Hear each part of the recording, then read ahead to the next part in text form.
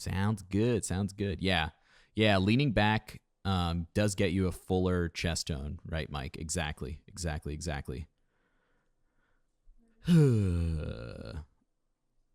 What did you say, Cosmic? What did you say? Lasagna. Oh yeah, lasagna. Very good one. the mod of the revolution. There you go. Okay. Guys, next up, switching gears. Keep scrolling. We're going to listen to Halestorm, Mayhem / I Got Off, Rock in Rio 2015. Let's hit it. These are the amount of subscriptions today.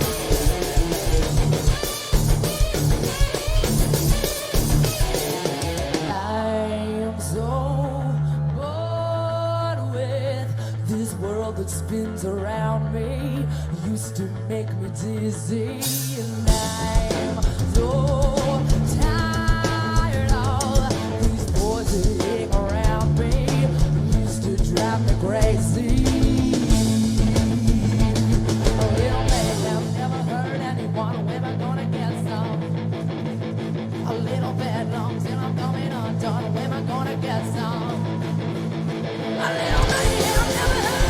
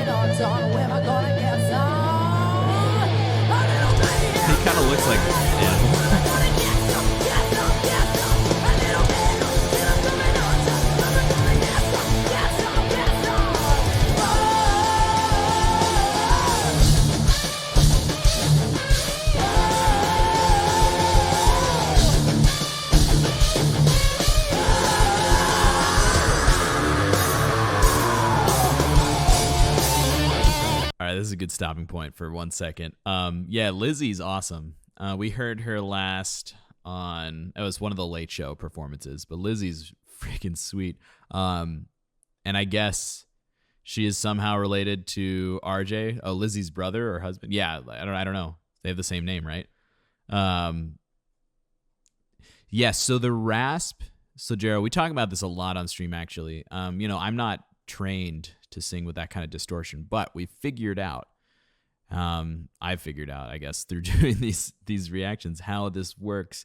It's a usage of the false folds, which are those folds that sit right above the larynx. It creates a sound, a distortion that doesn't have a pitch, right?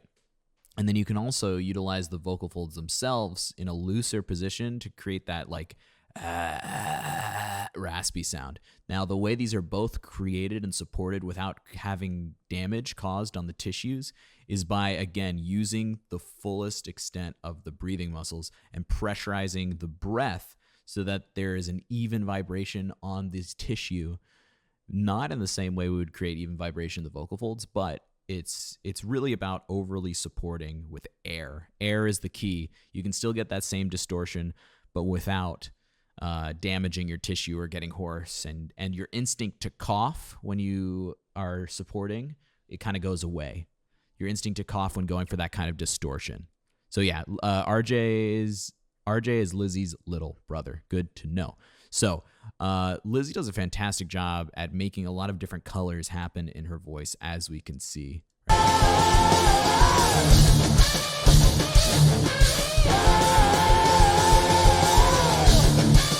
And her motions on stage are very fluid.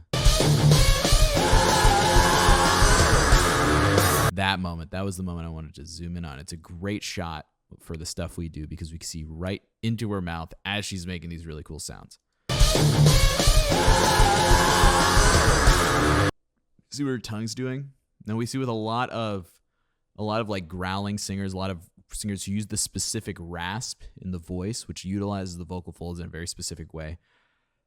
They have to contract the muscles in the back of the mouth to really make sure that things are stable, because as long as things are stable back there, you can get that rasp going without damaging the vocal folds, right? As long as you have the air going, the tongue is a really good way to manipulate that stability in the back of the mouth and on the larynx.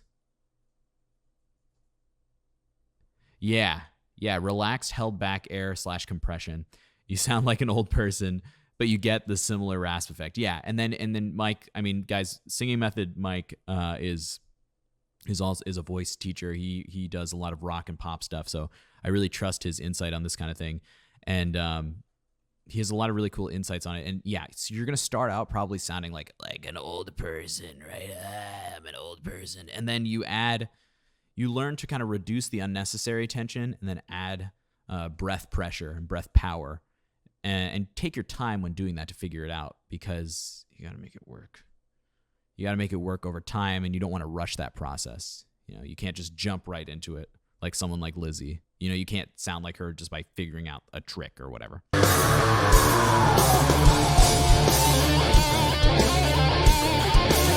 Never jump to being loud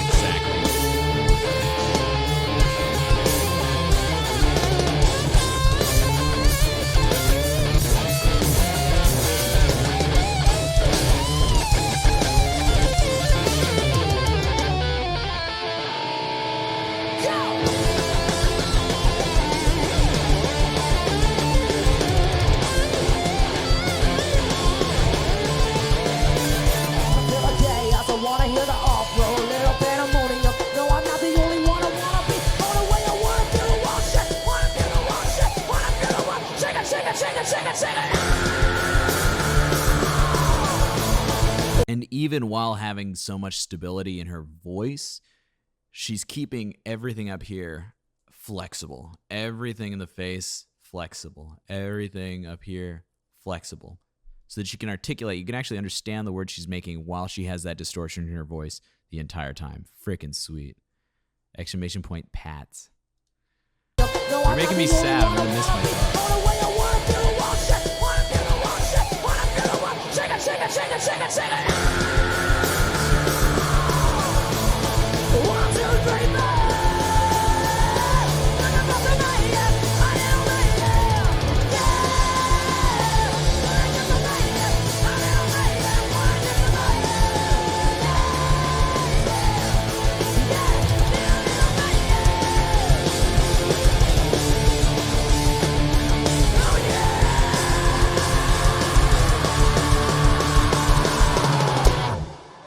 There's a book called The Zen of Screaming, I think it's called, by Melissa Cross. I think that's The Zen of Screaming or some variation on that.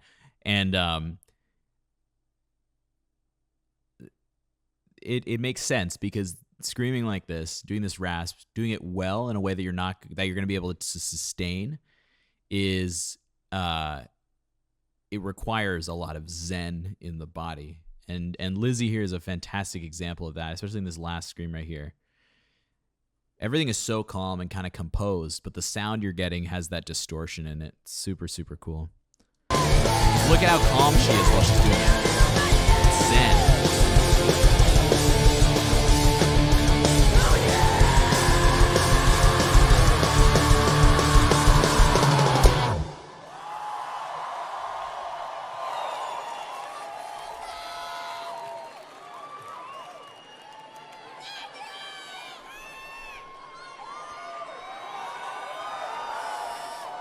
All right, now we got the song I Get Off. All right, if you know this one, please sing along. If you know this one, please sing along. Give him a sexy beat, will ya? Fix a broken snare. I've not, Starkey. He's got to fix a broken snare, though. That's cool. So you know I love you very much, right? Aww.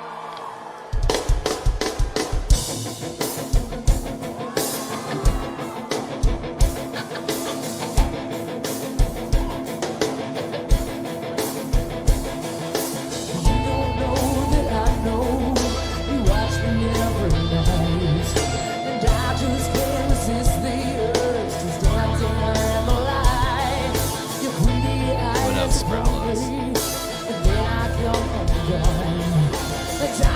close the curtain, but this is too much fun. Here we go. I get up on you, getting up on me. Give you what you want, nothing is for free. Feel this way, got to love with me. When your light is bright, I get up. So, yeah, I need to listen to the lyrics a little closer when we go back. We're going to go back for a second. The way she's singing is almost like, we noticed there was that little moment where her voice kind of went thin, right? That's what you kind of run the risk of, and that's where kind of damage comes in. This is like vocal bodybuilding. You watch like power lifters lifting ridiculous amounts of weight for like 2 seconds and they have to drop it, and that's, you know, the height of what they do. This kind of singing is just like that, in that you have to work up a ridiculous amount of extrinsic muscular stamina. And if you ever waver in having that muscular anaerobic stamina, you risk, you know, doing the kind of things that will damage your voice, right? And I'm not saying she does it really well. She's not damaging her voice. But if you do this incorrectly, you're going to risk that. Now, there's that little moment. I just want to go back to hear it. Watch me every night, and I just can't resist the urge to stand in the light. Your greedy eyes upon me, and then I come undone. And I could close the curtain, but this is too much fun. Here we go. Okay, Starkey, that's great to know.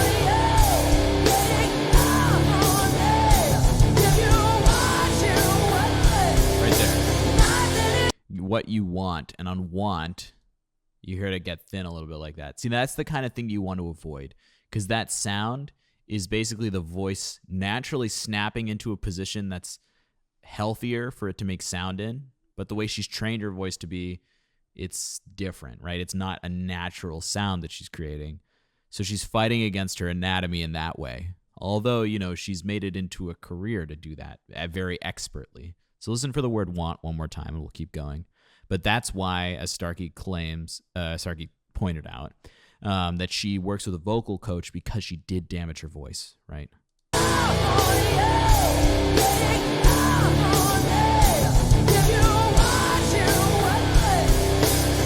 Avoid that. If that happens to you, avoid it.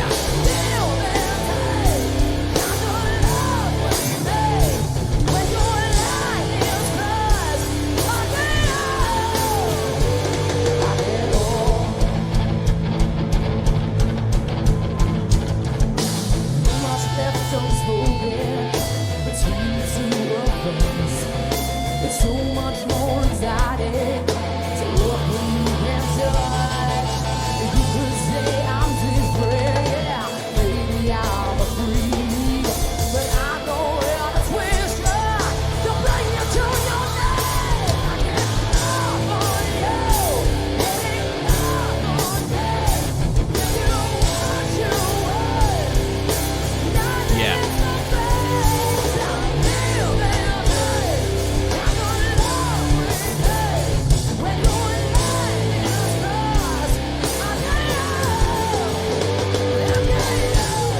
So that's why we watch live performances, right? She does sound tired, but we get to listen to how a professional approaches being tired in the voice, right? Yeah, Tao, you should do that. You should definitely do that.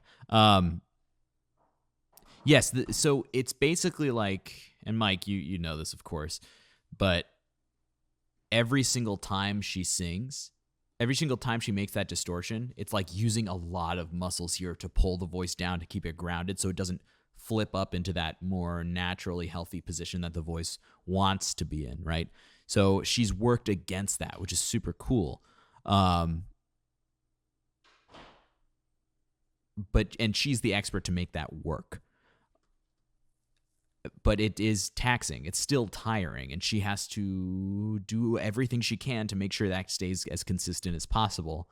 And she's going to do that better than anyone else because, again, she's the professional. That's what being professional means, is doing something difficult. Maybe it's not the healthiest type of singing. We talk about healthy versus unhealthy. Healthier means the voice will last longer overall.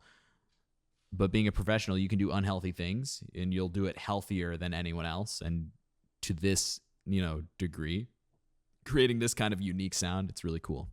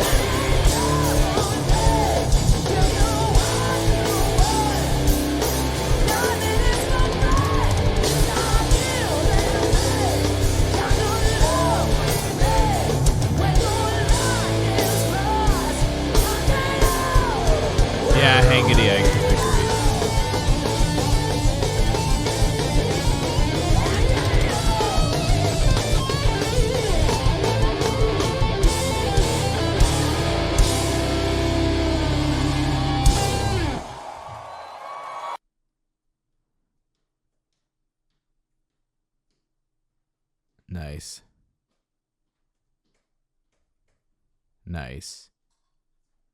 Oh, Lzzy did an interview and she talked about how sweaty she was. Yeah, I mean, she's doing a lot of really athletic singing, a lot of really athletic stuff. Huh. Yeah, I mean, you notice that she calls out the audience. She's like, "You guys sing along." That's a moment where that's like, even if it's just a short moment, that's a moment where she can get a break, just for a second. Right? Sometimes when you're in the midst of some really difficult singing, all you want is like a measure, like a 4-measure break, even though you can't have it. So you can just reset everything, right? Starkey, I'd love to check that out. If you could post that in the Discord, that'd be awesome.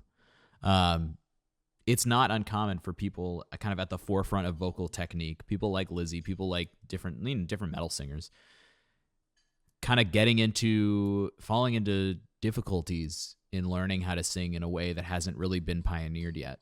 Not uncommon. And there's nothing wrong with that. It's a choice. It's a professional choice. It's a choice. You got to break some eggs, right? You got to break some eggs if you want to make an omelet.